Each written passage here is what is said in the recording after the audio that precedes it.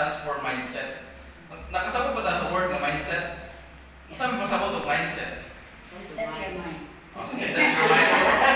Mindset. Sa may laing. Sa may laing. Natay ka. Bro and boyfriend. Hindi kita wag na to. Sa man?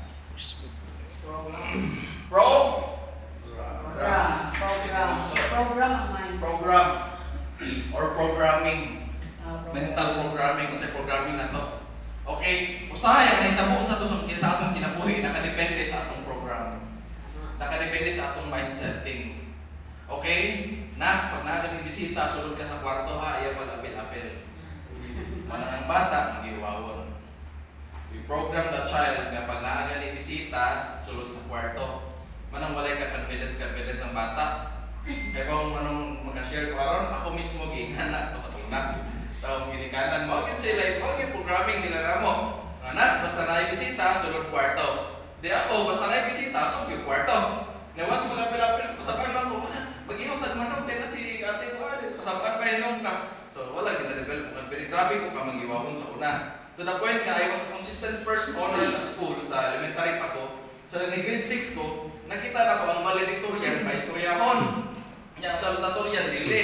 So ang gigol na ko, mahimo kong salutatorian, dili mo valedictorian. Grabe no, ang goal sa upan, ako may gigol din ako ng salutatorian. Ako manigrabe ko nga, salutatorian. Ako manigrabe ko valedictorian. Pero, pag-high school may, nag-top kaya kung kanunay, hatod, nag-college, sa katulad mong valedictorian, wala arapan. Pero ang punto na ko ba, grabe ka powerful ang programming, no? Once unsay programming nimo, mao na ang imong gawas nga action. Di ba? Sakto ba? Di ba? Sometimes programming mo na superstitious. Belief nimo, superstition nimo. Gani part sa programming nimo kana pula belief. Unya part po sa imong programming, balik na kanang pagmatuto. Kay ang bata manggod according to psychology, 0 to 7 years old, mao na formative years sa mga bata, Ang bata, di ba, ang mind nato, itawag na siya sa philosophy o tabula rasa. Kung sa manang tabula rasa, empty slate. Okay, empty pa na siya ba? Wala pa siya sulod. So kung sa imong gibutang na nanaa, sa mind sa bata o sa imong anak, mao na iyang mahimong programming. Okay, ingnon mo na nga, okay kag now, bata pa lang nimo, sigihan na yung istoryahan siya negative. Low kayo ang moral sa bata, low kayo yung self-esteem. Pero ang bata, kung imo siya gibos ng iyang confidence, bilibay, kunimo. Bisan pag, di ba? Ako, I have a baby, 3 years old, 30, atong 30, kung sa 30 gapon, birthday niya gapon. Bisan pag magsukat-sukat na, mga na akong bata, ako yung siya, wow, inuta mo kayo kamo drawing na. Nanaong yun ako siya. Actually, wala na po sige ng bata, kaya di manihatag sa ginikanan na nila. Pero every time na naabo, appreciate yun ako na. Nga naman, di ba kinalaman mo makita ni mo nga nindot ang iyang drawing para inunin mo siya nga nindot?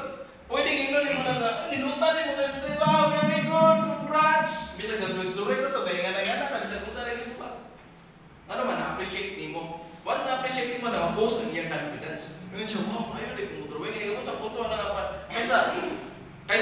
Kaysa perfectionist, kinalaga na kay ginikanan perfectionist. Hindi pwede masayok kinalisudan kaya na siya, even akong nakagis at wala sa papa. Nakasabaan bitaw kasigi. Okay naman ginang kasaba, pero na ay limit. Okay, naapoy timing. Dapat na ay kanang kamo mas nagilikanan pa man sila pag-argal na wala kay para na ako importante kay confidence sa bata. Kunya kung dili ma-develop ang confidence sa bata, bisa pag bright kay na siya, unya wala confidence. Usahay dili magamit ang iyang pagka-bright kung kaya wala siya confidence sa pagalingon. Ang giwawon pa, sometimes confidence beats intelligence. Bright ka, ni ingon ang teacher nga, what is the ingana-ingana? Nya, kaya ba bukas answer? Pero mawawaw ka mo tubag. Dili ka mo tubag. Ano man? Huwag mo kay confidence. Pag nitubag ang seatmate, nitubag ka na. Answer siya. Kung na kay boss, sakto lagi ikaw. Ano kay mo tapos dito. Pero wag ka na-answer na naman, matok ng kamutubag. Huwag kay confidence. So, importante ma-develop ang confidence the same sa dire. Now, dito sa business, importante din kayong mindset. Okay? New mindset, new results. Yes. Sakto ba? Yes. Bago nga mindset, bago na siya na resulta. Next. Natin kita wag fixed mindset and growth mindset. Kung sa maning fixed mindset, Sa mga fixed mindset. Ang ingon sa fixed mindset, I'm only good at certain things. I give up when it gets too hard. Lisod naman kaayo, manandap ani. I hate challenges. I take feedback and criticism personally. Di ba, pasakitan ka sa mga feedback and criticism. I don't like doing what I don't know. Ang growth mindset, I can be good at anything. Positive growth mindset. Ang fixed mindset, ingani na yun ko, o na yun ko, di na ako ni mo. So, fixed mindset, growth mindset, I can be good, na kay Roma. Okay? I try until I get the results I want. I embrace challenges. Okay? I welcome feedback and criticism. Dere, personal ang feedback and criticism. Dili ka. Dili po ka. Hindi po ka. Hindi po ka. Hindi na po. Sakit ka kayo, di ba? Personal, libutanan. Dito, thank you. Thank you ka sa feedbacks. Di ba? I embrace feedbacks and criticism. I like learning about things I don't know. Grabe, no? Lawa, I don't like doing what I don't know. Kung ako kay bawa, hindi ko mabuhat. Anak, ako na lang, anak. Hindi ko mo learn na online marketing. Old model mga tao. Old model na tao. Di ba? Old style mag-go. Di ka ganun mo learn sa bago-bago. Kamu na lang, anak, di ba? Pero, if you have growth mindset, ringon ka, I like learning something I don't know. Nakita ninyo ang difference sa fixed sa growth mindset. Yes. Ang growth mindset, open siya kanunay for learning, for growth. Ang fixed mindset, nag-unique ko. Wala na, PWD na po, wala na po yung ko sa kilas. Lukoy na din ko kayo, wala ganyan akong kainta. So ako, ipanganak mo yung kumao. Pahinta kayo yung tinapuin, Kanay nga na malitaan mo sa mga galingon ba? Wala ka doon na nag-create mo Ginoo. Yes. Dapat everyday, ang nakita mo, ang gihimo na ko Ginoo di sa basta gihimo na ko. Your confidence should not just be rooted sa imong kagalingon, rooted sa Creator nimo. Kasi may Creator nimo Ginoo. Dili mo angay ang Ginoo nga i-suppress nimo imong self. Kalipay sa Ginoo nga appreciate mo yung kagalingon. Amen. Amen. Next. Scarcity mindset versus abundance mindset. Na si Winnie, guys ko talaga kanina. What's scarcity mindset? Kulang kanunay. What's abundance mindset? Puno kanunay. And our mindset should be abundance mindset. I don't, bisag mawala pa kay kwarta siguro karon. Bisag wala kayang mudya karon. Pero kung depende sa imong mindset kung asa ka gatanaw. Manay question diha, unsa may naa sa imong una-una? Di ba? Kung sa may mindset ni mo karon, abundance or scarce, nakafocus ka sa wa ni mo karon? Or nakafocus ka sa unsay naa ni mo karon? Nganong mo sa iwata mahatagan pa sa blessing ang gusto nato? Why? Ask me why. Why? Tungod kay dita ka mo pasalamat sa mga utang na naa nato. Dita ka mo recognize sa mga utang na naa nato. Usahay nakafocus ta kaayo sa mga utang nga wa nato. So man, scarcity mindset. Nakafocus nga wala mo kwarta. Di ba mo kwarta? Wala mong sakyanan ko. Wala mong gugay. Pero wala pa. Wala pa kani. Wala na tuno na sa unsay naan nimo. Nganong, di ba? Nganong si, are you familiar with Nick Vujicic? Yes. Kinsa si Nick Vujicic? Walay kamot, walay tiil. Pero nganong very successful man. Nganong very happy man siya kinabuhi. Very happy. Wapa kay kasawa. Nindot kay mga anak. Di ba? Nga naman, he is an inspiration sa tibuok kalibutan. Why kamot, why tiil ha? Pero malipayon. Maayo, pamulaboy. Muruwak pag-soccer. Sa mga magkana, why? Ang iyang confidence, wala siya nakafocus, nga wa siya kamot. Wala siya nakafocus, nga wa siya tiil. Ang iyang ginauna, wala lagi ko'y tiil, wala lagi ko'y kamot. Pero namo ko'y lawas. Namo ko'y mata. Namo ko'y baba. Makaistorya man ko. Ang sekreto sa kinabuhi, di ka mag-focus sa unsay scarce nimo. Scarce means kulang. Sa unsay wala nimo, but kung unsay naa nimo. Abundance mindset. Yes. Nasabtan ba? Yes. Unsa may naitabo na ko? Ang naitabo na ko, sige na ko ingon kita ni partner Bing. Murag mawa ko ni partner Bing bitaw maminaw. Mo lagi na nakita lagi milyon sila daghan dito sa imong global pero asat man. Pagkaduong ka mga ingaro ng world so bitaw no. Pero gidawat ako na bitaw no wala mo gyud na save dito. Wala mo gyud na save dito sa kadaghan sa kwarta, pinag-ulit ka sayangan, no? Pero wala ko nag-focus sa rawan ako. Ang mga sakyanan ako, nabaligya. Katong balay nga akong napalit sa dako, nabaligya. Katong pundo nga akong napalit sa Manila, nabaligya. Katong lending ang gisudlan ng mining sa Surigao, nawa, gidagan. Bawasan itong mga iintisan. Ang lending nga akong gisudlan, nalugi. Dapat ako may wala. Okay? Nabaligya akong mga sakyanan. Wala ko yung nabilin, wala ko yung savings nga nabilin. Kita lang yung million, wala ko yung savings nga nabilin. Asan, wala na yung income. Diba? Ibuwagan pa tag girlfriend. Di pa ihatag akong bata. Wala pa ginabuyan, kulit ko na mga bata. Wala yun. So kung mag-focus ko sa mga butang, unsay wala na ako, mura na ako self-pity. Luya na kayo na ko eh. Sus, nag-kidney failure pa yun. Nag-dialysis ko. I could be depressed, I could die. Sa daling panahon, kung nakafocus ko sa mga wala ko. Pero unsa may mindset na ako? Abundance mindset. Itagaan mo sa Ginoo ba? Dapat malipay ko ani. Nakita ko mag-focus sa mga gwapa nga nasa tubangan, gwapo. Dapat i-appreciate na ko rin. Nakoy ngipon, nakoy bakbak, nakoy kamot, nakoy panghuna-huna, nakoy opportunity nga kinanindutan during life. Di ba? I have a lot of things nga pwede pa na pasalamatan. Naapa ko buhay pa man ko, ginawa ko mabod. Amen. Tama ko eh. Nakoy anak, nagwapo kayo, bright pa rin ako. Kaya na ba, mindset? Okay, nakoy pamilya. Nga nag-love na ako, nakoy mga isuon man. Yes. Nakoy mga relatives.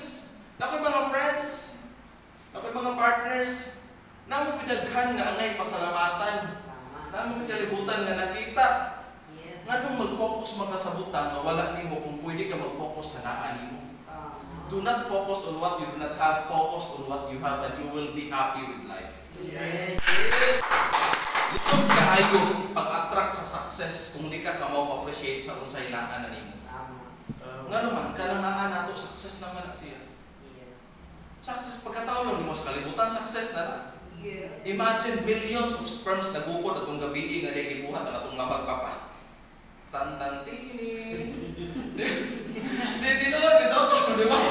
Sa gabi nga nagkadutsingot-singot ang atong mamagpapa trabaho nato sa mangit-ngit nga gabi. Orlandag Makato. Di ba? Millions of sperms. Millions of sperms ganda-gandagan, bisa tantantini, kinanaghanan. Di ba? Usa ka excel. Millions of sperms nagukod, nag-contest. Usa lang ka buok ang nakalasod. Ang usa ka buok na nasod, mao na, ikaw na karon. That's you. Napurma ka. You are a winner. Yes. By virtue or birth, wapata na birth. Gihimo pa lang ta. Millions ang ni-fail, thousands ang ni-fail. Ikaw usa na kalusot. Ikaw na napurmang, ikaw na galingkod karon. Champion You are a champion. We are a champion. That's success. Sakto. We have to learn to appreciate success. We have to learn to appreciate the people around us. We have to learn to appreciate the things, the abilities, o unsa pay naa nato. Yes. That's abundance mindset. Ano mo focus mo rin lang sa unsay wa ni mo. Ang wa nato na aware ka dapat. Pero dili na dapat mo yung focus nga. Suya na ko. Kanang ikamot na i-compare dito yung kagalingon. Sa unsay naa sa uban niya wa nimo. Sila ni sundan nila kayo. Failure na yung tanaw sa mga kagalingon na. Kanong siya na ani ako wala man. Pero maot man kung namo kasi siya gwapa man. Ano i-compare man we are unique. Sakto. Sana maka-learn ta na kay lisod gyud kayo pag imo successful bisag asa ka na pila sa kalibutan. Bisag dili ani ni ang yung life kung wala ka ng mentality. Balik ko na pa. Mindset pa lang nato abundance. Mindset pa lang nato abundance musud na anang word nato kanang gratitude ba. Gratitude ba. Kamo ta magpasalamat sa mga butang na nato. Mo man mo sa Ginoo God. Yes. Dapat kamo ta pasalamat kay biya Ginoo. Ya, sige ra kag pangayo na ko pasalamat kay sa unsay naan nimo. Tagaan ka ng mata, gabukap, karadlaw. Kitagaan ka ng hangin nga libre. Kitagaan ka ng panahon. Libre ba rin natin sa Ginoo nature. Dapat we have to learn to appreciate pasalamat. Every day yun na. Salamat kay Lord ha. Nigasa sa kinabuhi. Salamat kay Lord. Puro salamat ba? Mansinan mo lang kinabuhi ni mo kung puro pasalamat. You are abundant. Yes. feel everyone. Ganun mo salamat ko ta. Ganun mo dapat ka mo feel abundant. Abundant mo kita kayo. Ano man? Kano sa nag-create ang tao? Kano sa nag-create ang tao sa Ginoo? Sa creation story. Ikapilang adlaw. Unda? 6 days. Before gibuhat ang tao. Yes. Before gibuhat ang tao, di ba? Let there be life. Let there be plants and animals. Let there be, di ba? Tanan. Gipangbuhat mo na sa tao. Sa Ginoo. Pag-uman, gibuhat ang tao. Pagbuhat sa tao, gingan ang tao. You are the masterpiece of all creations. Ikaw ang nga ng tanan. Di ba? You are the masterpiece of all creations. Gigama tanan sa Ginoo. Usa ang tao. That's logical. Kaya imagine na kung tao na gibuhat, wala universe. Asa butang tao? Kung tao. Gigama daan ang para sa tao. Before gigama ang tao, niya may wag ka, nakafocus na yung kasan sa iwag mo. To achieve na ang sa mga utang na wala din. Wala man ko'y sayop na mo, mangandoy ta sa wala na to. Pero ang sayop, kaya nangandoy ka sa wala mo, pero wag ka naka-appreciate sa unsa ni naani mo. Kaya ba baka kausani mo na ma-appreciate ng naani mo? Kaya ba kausani mo ma-appreciate? Kaya ba kausani mo ma-appreciate? Ma-appreciate mo ng naani mo pag wala na ni mo. Sakto or sakto? Ballpen lang ni mo, nawa ni mo, kasi sabi kuha sa ballpen. 100 pesos, ang sabi kuha sa 100 pesos na rin. 1,000, di ba? Ang usa ka butang pag wala ka ni mo, usahay wala na kinali mo na-appreciate. Ang usa ka amigo pag wala ni mo, usahay mo na-appreciate. Mama, papa, anak, or sa pa na diha, gawa ni naani mo, usahay wala kayo na ito na-value or na-appreciate. Pero pag mawa na ito, yan na ito na tayo. Mau ganit na, anak pa, nawa na, sa paghihatagan ng daghan kayo muwa. Patay na. So guys, ni well kung gamay ani niya kay importante kay nato sa itong kinabuhi. Ang importante ko sa itong success dali.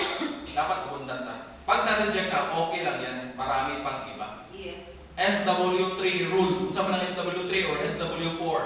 Some will join, some will not. So what? Next, some are waiting. Yes. Not some, but many. Kasabtan? Yes. SW3, SW4 rule. Okay? Abundance mindset kanunay. Okay, na-reject ko. Thank you, napay kasunod. Ay, kasunod kanunay. Adi pa ni mao para nako. Ang sunod. Anak kanunay, abundance mindset. Kasabtan? Yes. Are you learning so far? Yes. Rich versus poor. Unsay kasagaran rich? Ako naman igisgutan ko diyan. Success is obligation. Yeah, invest money. Grabe na obligation din nila success. Use debt for investment. Ma'am, use debt for investment. Start. Okay? What's up pa? Thinks with both. Okay? Has financial plan, expands, makes things happen, reads and studies, responsible, attention on the future, thinks in solutions, buys time, multiple flows of income, net worth driven. Okay? Hindi lang income net worth yun. Pay self first, goal driven. O kani siya poor. Success is evil. Kung mas-successful ka, evil ka. Hindi na maayo, nagkakwarta. Di ba? Spend money. Use debt for spending, for expenses. Thinks with one or the other. Has a budget.